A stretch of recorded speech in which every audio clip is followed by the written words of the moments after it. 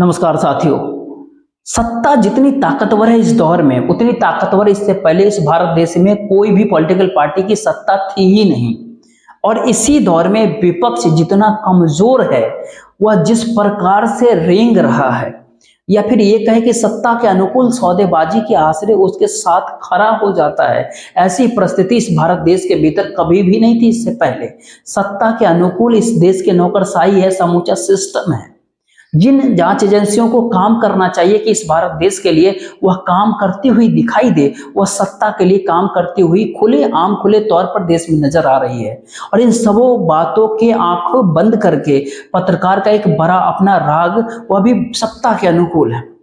तो ऐसे में सत्ता को किस बात का डर होगा, जबकि यह पहले से तय होने लगा है कि 2024 के लोकसभा चुनाव में जीत बहुत छोटी बात है। जीत कितनी बड़ी होगी, अब उस दिशा में दिल्ली दरबार की राजनीतिक सत्ता काम कर रही है, तो फिर उसे डर किस बात का होगा, किस बात से वो डरती है। क्या इस भारत देश के आम नागरिकों के भीतर जो सच्चाई है, उस सच्चाई से दूर दिल्ली दरबार की सत्ता, राजनीतिक सत्ता अपने लिए सब कुछ कैसे कर रही है, कोई इस बात को बताने अगर निकल गया है, इसलिए वो घबराती है। आम जन लोगों के भीतर कहीं वो आवाज न पहुंचने लगे कि सच्चाई इस देश की क्या है, और इस भारत देश की राजनीतिक सत्ता जो चकाचौंध परोस रही है, सब कुछ तो उसके मुट्ठी में कैद है। या फिर इस बात को लेकर के घबरा जाती है कि कहीं धीरे धीरे जब दिल्ली या मजबूती के साथ महसूस करने लगे कि उसकी जीत तो पक्की है, अब उसको तय करना है कि जीत 400 पार की होगी या फिर नहीं होगी। लेकिन वहीं दूसरी ओर आम जनता, देश की आम जनता बहुत धीरे धीरे जागने लगी है, समझने लगी है, अपनी सारी परिस्थितियों के आश्रय दिल्ली की राजनीतिक आंकड़ों को देखकर, समझकर उसे तौलने लगी है, और उसी आश्रय इस भारत देश के लोकतंत्र की हिफाजत के लिए निकल पड़े। तो क्या घबराहट इसी बात को लेकर के है? घबराहट राहुल गांधी की भारत जोड़ो न्याय यात्रा को लेकर के क्यों हो गया है? भारत जोड़ो न्याय यात्रा पहली बार, या फिर कहे पहली बार नहीं, ये दूसरी बार भारत जोड़ो यात्रा, न्याय यात्रा के हक के साथ जो जब निकली है, तो उसके सामने शुरुआती दौर से ही लगातार रुकावटें क्यों आ रही है? ना सिर्फ रुकावटें आ रही है उस यात्रा में, बल्कि एक एक करके राज्य दर राज्य अगर आप समझना शुरू कीजिएगा, तो दिल्ली दरबार की सत्ता ने कहीं खामोशी बरत ली, तो कहीं वह सक्रिय हो गई, कहीं उसकी सक्रियता के साथ उसकी जवाब भी आने लगे। और इन सारे प्रक्रिया के भीतर विपक्ष के तौर पर जो इंडिया गठबंधन यानी इंडिया अलायंस जो खड़ा किया गया, जो तैयार किया गया, उसको लेकर के घबराहट उसके जहन में इस तरह से उतर गई कि इंडिया तहस नहस हो जाए, और उस दिशा में यात्रा उत्तर प्रदेश पहुंचने से पहले थम जाए, रुक जाए, या फिर सिर्फ एक पिकनिक के तौर पर लोग उसे देखने लगे। ऐसी परिस्थिति क्या दिल्ली दरबार के जरिए कोई बिसात बिछाया जा रहा है? ये सारे सवाल इसलिए भी बहुत महत्वपूर्ण होता है क्योंकि सवाल मणिपुर में शुरुआत जहां से हो गई, वहां इजाजत न मिलने भर का नहीं था। सवाल होता है मणिपुर आज तक प्रधानमंत्री नरेंद्र मोदी नहीं गए, और आज तक मणिपुर के भीतर जो है रंजिश है, नफरत है, संघर्ष है, आगजनी है, तमाम सारी परिस्थितियां हैं। आम लोगों के लिए मुश्किल होती हुई जिंदगी है। और वहां से जब इस भारत जोड़ो न्याय यात्रा असम पहुंची, तो पहली रुकावट असम के जरिए और वहां की सरकार के जरिए, हेमंता बिस्वा शर्मा के जरिए जो खुल करके निकली, और सीधे तौर पर टकराव की परिस्थितियां थी। FIR भी लंच हुआ, रूट को भी रोका गया, रूट को डाइवर्ट भी करने दिया गया, मंदिर भी नहीं जाने दिया गया। लेकिन यहां तक बात समझ सकती थी कि यात्रा के रास्ते रुकावट है, लेकिन बिहार और पश्चिम बंगाल और अब झारखंड के भीतर जो हो रहा है, वह एक तस्वीर बहुत साफ बता रही है कि दरअसल राहुल गांधी की भारत जोड़ो न्याय यात्रा अगर उत्तर प्रदेश तक पहुंच गई, और उत्तर प्रदेश के भीतर उसी सफलता के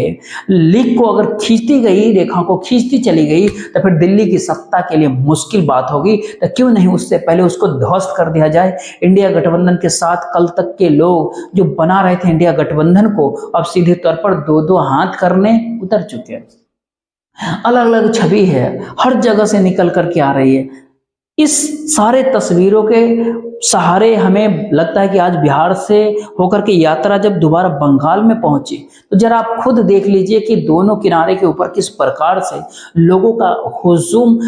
स्वागत करने के लिए राहुल गांधी को खड़ा था। एक छवि आप देख लीजिए, उसके बाद फिर इस दिशा में आगे बात करेंगे कि आखिर क्यों घबराहट है दिल्ली सत्ता की और वो क्यों चाहती है उत्तर प्रदेश से पहले परिस्थितियां यात्रा के प्रतिकूल हो जाए, और क्यों इस दौर में जो है नीतीश, ममता और अब झारखंड के भीतर राजनीतिक हंगामा खड़ा किया जा रहा है। लेकिन परत दर परत आगे बढ़ेंगे। जरा एक छवि आप देखिए, राहुल गांधी की भारत जोड़ो न्याय यात्रा दोबारा से पश्चिम बंगाल पहुंचा। देखिए,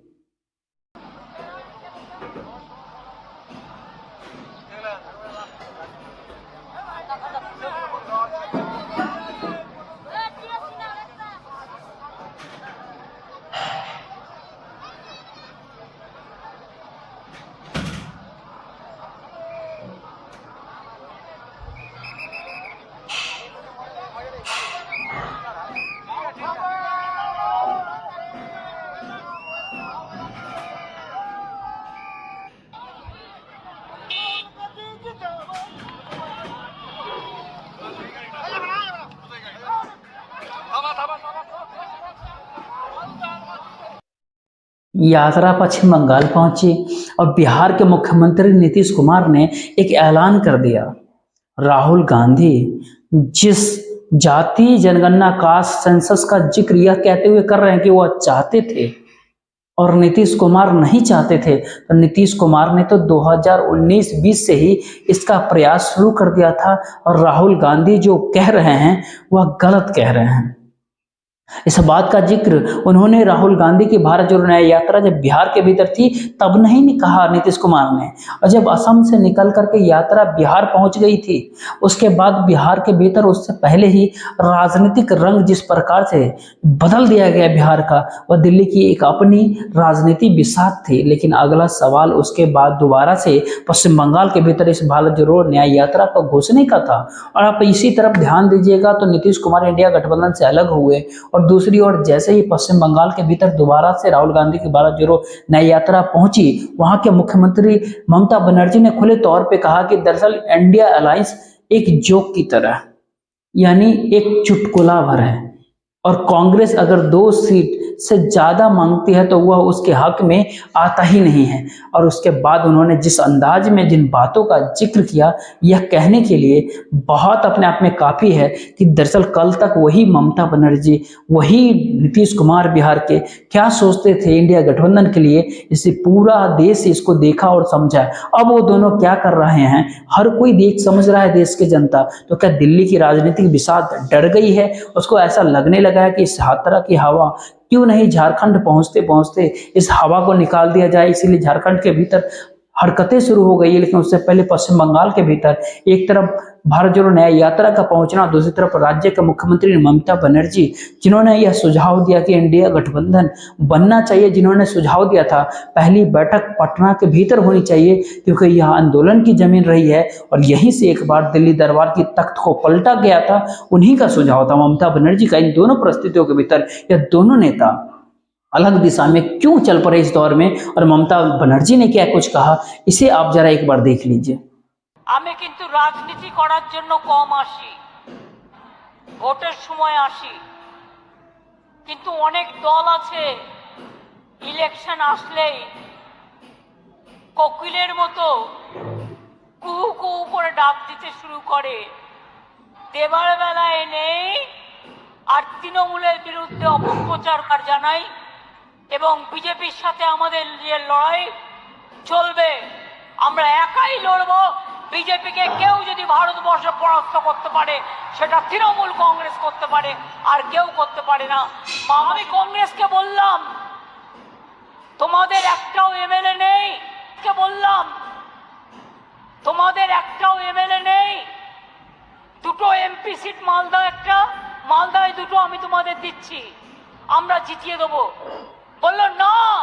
আমার অনেক চাই, আমি বললাম তোমাকে আমি একটাও দেব না, তুমি তো আগে। अब मुश्किल ये नहीं है कि पश्चिम बंगाल की ममता बनर्जी कांग्रेस को केवल 2 सीट ही देना चाहती है 2024 के लोकसभा चुनाव में। मुश्किल ये है कि ममता बनर्जी क्या भारतीय जनता पार्टी ने जितनी सीटें जीती थी उन सारे सीटों के ऊपर इस बार वह चुनाव जीत हासिल कर पाएगी, या उनके लिए यानी भारतीय जनता पार्टी के लिए उन सारे सीटों को उसने खाली ही छोड़ दिया। शायद यही वह कारण है कि जहां पर भारतीय जनता पार्टी के खिलाफ इंडिया गठबंधन एकजुट होकर 1-1 लड़ने की परिस्थिति में था, वहां पर नीतीश कुमार हो बिहार के, वहां पे पश्चिम बंगाल की ममता बनर्जी हो, और आने वाले समय में कौन कौन होगा सामने और किस प्रकार से उभरेगा, इसका इंतजार इसलिए भी करना पड़ेगा क्योंकि सेटिंग कभी अलग अलग चेहरे होते हैं। और सियासी तौर पर सवाल ये होता है कि 2019 के लोकसभा चुनाव में 303 सीट भारतीय जनता पार्टी ने जीती थी और पूरे हिंदी क्षेत्रों को उसने कब्जा कर लिया था। सियासी तौर पर इतना कमजोर विपक्ष और इतने कमजोर कांग्रेस कभी भी नहीं था देश में, और शायद इसीलिए इंडिया गठबंधन को खड़ा किया गया। उसी आसरे राहुल गांधी की भारत जोड़ो न्याय यात्रा की शुरुआत में, भारत जोड़ो जो पहले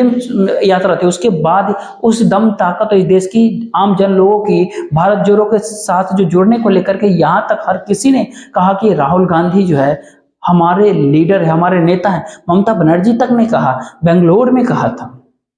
लेकिन अब ऐसा क्या कुछ हो गया कि परिस्थिति धीरे धीरे पलटने लगी, खास तौर पर तब जब दिल्ली की राजनीतिक सत्ता सबसे ज्यादा ताकतवर है। ताकतवर की एक बात हमें आज ऐसा लगता है कि पहले आपको बता देना चाहिए कि यह इस मामले को लेकर के ये बात है अपने आप में बहुत अद्भुत है, क्योंकि अब तक जिक्र हुआ करता था कि तमाम एजेंसियां सरकार के अनुकूल है। इस देश में चुनाव इलेक्शन कमीशन भी आंख मूंद लेता है, इस भारत देश के भीतर में कानून भी सरकार के अनुकूल ही काम करती है। लेकिन यह सवाल उठता है, क्या सरकार की ताकत इस बात से समझ जाइए कि अब इस भारत देश के भीतर में जो कुछ भी आंकड़े डाटा निकल करके आपके सामने आते हैं, वो सारे आंकड़े जो होंगे वो पीएमओ के नजर से होकर के ही गुजरेगी। यानी अलग अलग जांच एजेंसी हो, चाहे फाइनेंस एजेंसी हो, चाहे स्टैटिक्स एजेंसी हो, मिनिस्ट्रीज का कहना हो, नेशनल कमीशन का कुछ कहना हो, एनएफसी का कुछ कहना हो, या नीति आयोग का कुछ कहना हो, इस दौर में महत्वपूर्ण के द्वारा दिए गए हर सारे डाटा की जांच पहले पीएमओ करेगी। पीएमओ उन आंकड़ों को रखेगा, समझेगा, उसके बाद ही आपको पता चल पाएगा इस भारत देश के भीतर में सच क्या है, महंगाई के आंकड़े क्या है। सरकार कहेगी महंगाई नहीं है तो हर संस्थान कहेगा महंगाई नहीं है। सरकार कहेगी बेरोजगारी नहीं है देश में, तो आपको इस बात को समझना मानना पड़ेगा इस देश में बेरोजगारी है ही नहीं। सरकार कहेगा कि देखिए जीडीपी कुलाचे भर रही है, तो आप उसके भीतर जाकर के कोई सवाल नहीं उठा सकते कि दरअसल कितनी बड़ी संख्या में अनऑर्गेनाइज सेक्टर है, और अनऑर्गेनाइज सेक्टर का और संगठित क्षेत्रों का डाटा 2015 के बाद देश में क्यों नहीं आया। आप कोई सवाल नहीं उठा सकते। इस भारत देश के भीतर कोर सेक्टर के आंकड़े जो सरकार कहेगी उसे समझना पड़ेगा, मानना पड़ेगा। किसानों की आय जो सरकार कहेगी उसको मानना पड़ेगा। राष्ट्रीय इनकम जो सरकार बताएगी उसको भी मानना पड़ेगा। जो कर्ज में डूबी सरकार है वो कर्ज के आंकड़े बताएगी उसको भी आपको मानना पड़ेगा। इस भारत देश के भीतर न्यूनतम मजदूरी क्या है यह भी आपको मानना पड़ेगा, क्योंकि जिन आंकड़ों के जरिए एनालिसिस किया जाता है, विश्लेषण किया जाता है इस भारत देश के भीतर में कि सरकार कैसे काम करती है, उसको लेकर के आप पीएमओ ने ऐसी व्यवस्था कर दी है। और खास तौर पे जो डाटा, जो आंकड़ा निकल करके आता है, जो एनुअल सर्वे ऑफ इंडस्ट्रीज का होता है, जो एएसआई का पूरा डाटा होता है, उसके भीतर जो एक पेपर आता है NIPFP, जो national institute of public finance and policy, जो Indira Gandhi institute of development research के जरिए जो जीडीपी के आंकड़ों को लेकर के बेस के तौर पे बनाया गया। 2011 का बेस इसको रखा गया, इससे पहले 2003 का बेस रखा गया था। यानी सारी बातें को कैसे बदलते चले जाएंगे इस दौर में, सब कुछ सरकार के अनुकूल हर किसी को लगना चाहिए, क्योंकि मीडिया के एक बड़ा सा खेमा सवाल सरकार से करता नहीं है, तो सब कुछ अनुकूल है, फिर क्यों डर है। सवाल असल यही होता है कि फिर क्यों डर होता है, और सवाल यही डर के अलग अलग हिस्से हैं, अलग अलग मायने हैं। इस भारत देश के भीतर में अलग अलग कामकाज से जुड़े हुए लोग जो हैं, उनके सारे भीतर जो सवाल सारे हैं, उन सारे सवालों को जवाब देने के लिए सरकार नहीं है। सरकार तो अपने प्रचार प्रसार करने में लगी है। उस प्रचार प्रसार को मीडिया वो अपने हुनर के जरिए बतलाता है, दिखाता है कि देखिए क्या शानदार काम किया जा रहा है। IMF ने भी 2 सवाल किए थे कि भारत की जीडीपी जितनी होगी 2028 के भीतर उतना ही भारत के ऊपर कर्ज हो जाएगा, और ये एक अलार्मिंग सिचुएशन है। सरकार ने उस पर चुप्पी साध लिया, आंख मूंद लिया, मीडिया ने आंख मूंद लिया। कोई देश समझ नहीं पाया कि कर्ज का मतलब क्या होता है। इसी के समानांतर, इसी के बराबर IMF ने एक बात और कही कि भारत में अनऑर्गेनाइज सेक्टर और संगठित क्षेत्र बहुत बड़ा होते चल गया है। 94%, यानी 94%। अगर उसके आंकड़े नहीं आएंगे तो जीडीपी के आंकड़े जो होंगे वो तो केवल 6% यानी ऑर्गेनाइज सेक्टर के संगठित क्षेत्र के आधार पर होगा। सरकार ने इस पे भी आंख मूंद ली, मीडिया के बड़ा सा पैमाने ने इस पर आंख मूंद लिया, कोई सवाल देश के सामने नहीं। अब सवाल उठता है कि इस भारत देश के भीतर जब राहुल गांधी भारत जोड़ो न्याय यात्रा को लेकर के निकल रहे हैं और हर समुदाय विशेष के साथ वो संवाद करना चाहते हैं, बात करना चाहते हैं। जैसे बिहार में अंतिम दिन जब मौजूद थे तो किसानों के बीच पहुंचे, किसानों से संवाद उन्होंने बनाना शुरू किया और वहीं पर इस बात का जिक्र था इस भारत देश के इंडस्ट्रियलिस्ट को कितना कर्ज माफ कर दिया जाता है, कॉरपोरेट को कितना कर्ज माफ कर दिया जाता है, लेकिन किसान अपने कर्ज और अपनी लागत का रोना ही रो रहे थे। तो क्या इस भारत देश के भीतर में जो पूरा का पूरा विपक्ष था केवल इसलिए ढहते गिरते चला गया क्योंकि उस आंकड़े के आसपास जाकर फंस गया जिसको सरकार रख रही थी और अपनी उपलब्धियां बता रही थी? या फिर राजनीतिक तौर पर विपक्ष इस बात को समझ ही नहीं कभी पाया कि वह केवल चुनावी गणित के भीतर उलझते जा रहा है और कौन सी सीट पर उसको जीतना है, वहां पर जातिगत समीकरण क्या होते हैं या सांप्रदायिक ध्रुवीकरण अगर वोटों का होगा तो वोट किसके हक में कैसे पड़ेगा,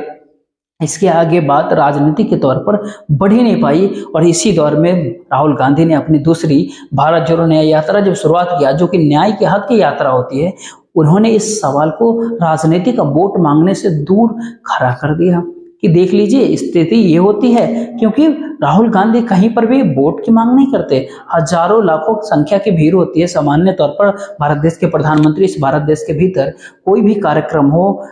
जैसे आज ही राष्ट्रपति का जो अभिभाषण हुआ उसके जरिए भी वोट हम ही को पड़ने चाहिए, इस दिशा में अभिभाषण लगातार जा रहा था।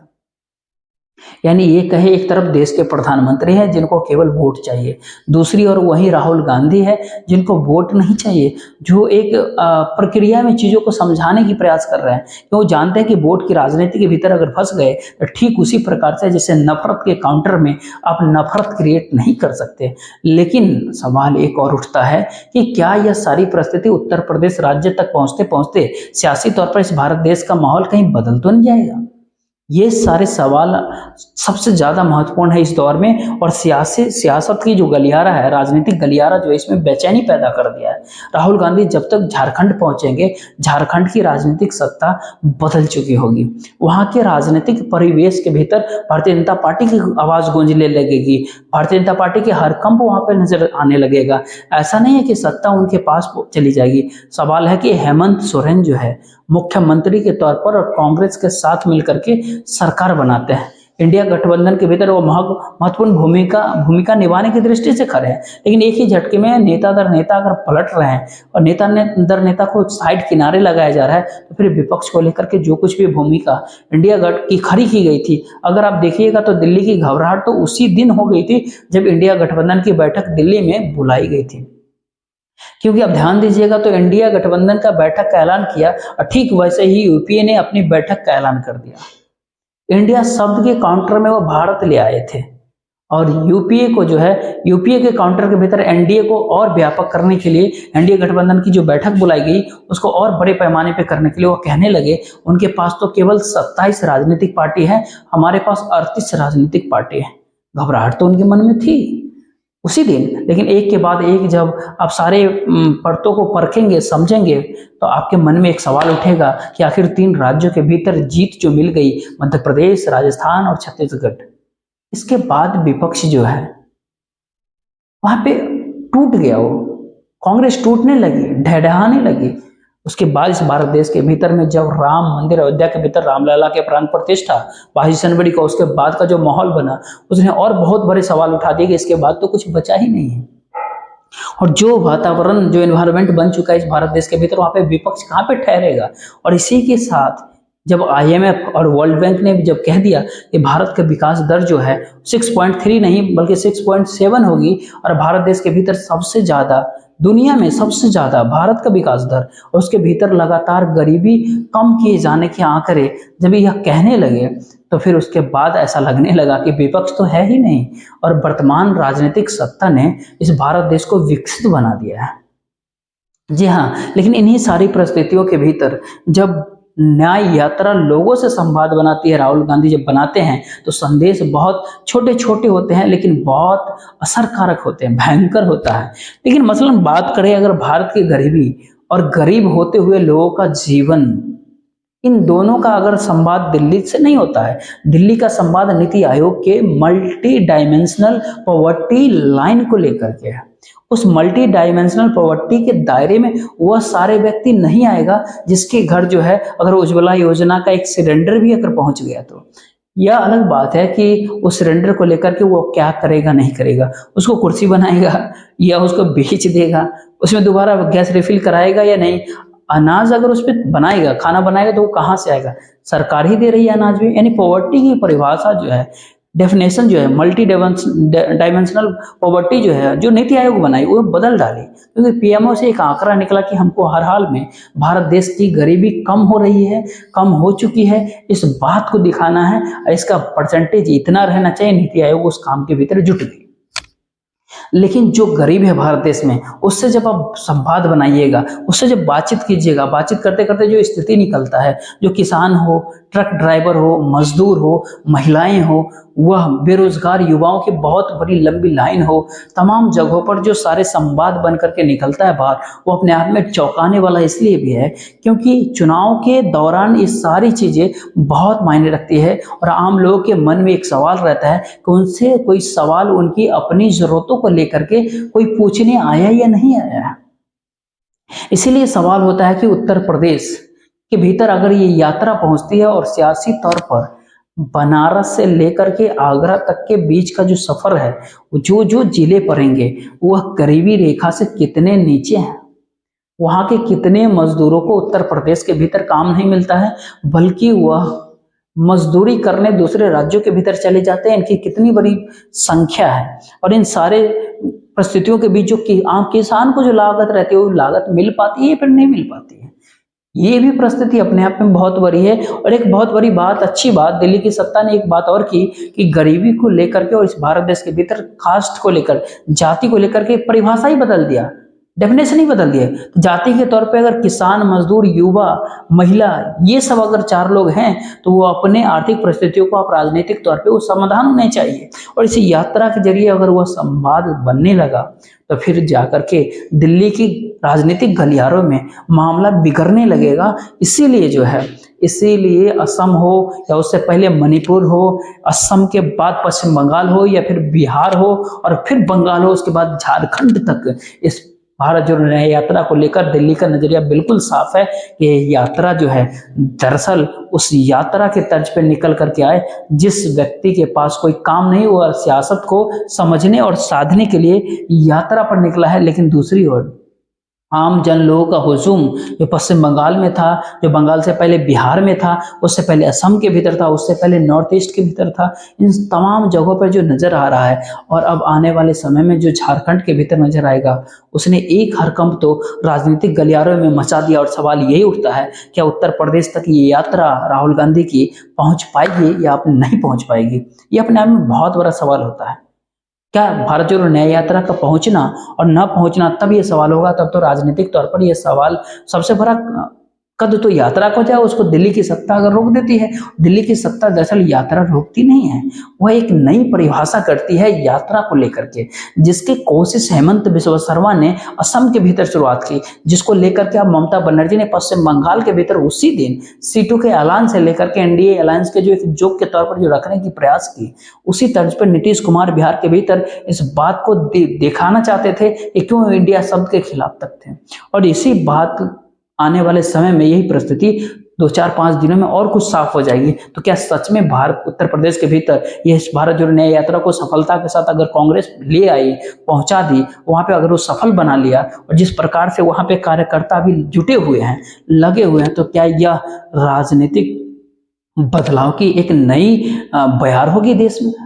ये फिर ये कहे कि जिस आश्वस्त तरीके से केंद्र की सत्ता इस बात को मान चुकी है कि उसकी जीत तो 2024 के लोकसभा चुनाव में तय है, सवाल केवल उसमें सीटों की बढ़ोतरी के है, यानी कितनी बड़ी ताकत से वो जीतेगी, तो यही मायना रखता है। तो क्या इस दिशा में ये यात्रा जाएगी? सच में वास्तव में सवाल यही है। और उसकी जमीन उत्तर प्रदेश होने वाली है, जिसकी शुरुआत भी बनारस से ही होगी।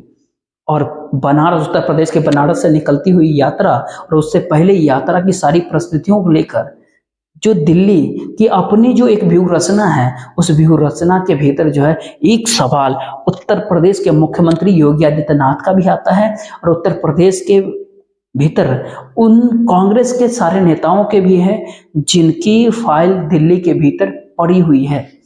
एक एक करके हर फाइल को खोलना है, एक एक करके हर दरवाजे के ऊपर ईडी को पहुंचना है, आईटी को पहुंचना है, सीबीआई को पहुंचना है। उत्तर प्रदेश के भीतर कांग्रेस से जुड़े जो उद्योगपति हैं, जो पैसे वाले लोग हैं, जो पैसा संभाले हुए पॉलिटिक्स है, उनको साधने के लिए कम से कम 77 लोगों के नाम तो है उस लिस्ट में। क्या उस पाइपलाइन को काट दिया जाएगा, उन्हें रोक दिया जाएगा? यह अपने तरीके की अलग राजनीतिक विसात है जिसके भीतर पहली बार जो है प्यादा नहीं बल्कि वजीर यानी राजा वह न्याय हक की यात्रा बन रही है। और दिल्ली की घबराहट यही होती है कि राजनीतिक तौर पर, सियासी तौर पर कहीं वजीर बन करके खड़ा ना हो जाए। सवाल कि क्या यह कह सकते हैं कि दिल्ली की नजर जो है भारत जोड़ो न्याय यात्रा के साथ राहुल गांधी के ऊपर पड़ा है कि राहुल गांधी राजनीतिक तौर पर चुनौती दे या फिर ना दे, लेकिन इस भारत देश के आम लोगों के भीतर अगर अपने आप को दिल्ली की सत्ता की चुनौती के तौर पर अगर खड़ा कर लिया तो अब क्या होगा? डर सच में यही है कि भारत के आम लोग के भीतर का डर दिल्ली की सत्ता के भीतर का है। कहीं इस भारत देश की जनता अपनी जरूरतों, अपने मूलभूत सुविधाओं और अपनी परिस्थितियों के आश्रय जो है सियासत को और राजनीतिक ताकत तो नहीं बन जाएगी जो सत्ता के खिलाफ ही खड़ी होगी। देखते रहिए। जय हिंद।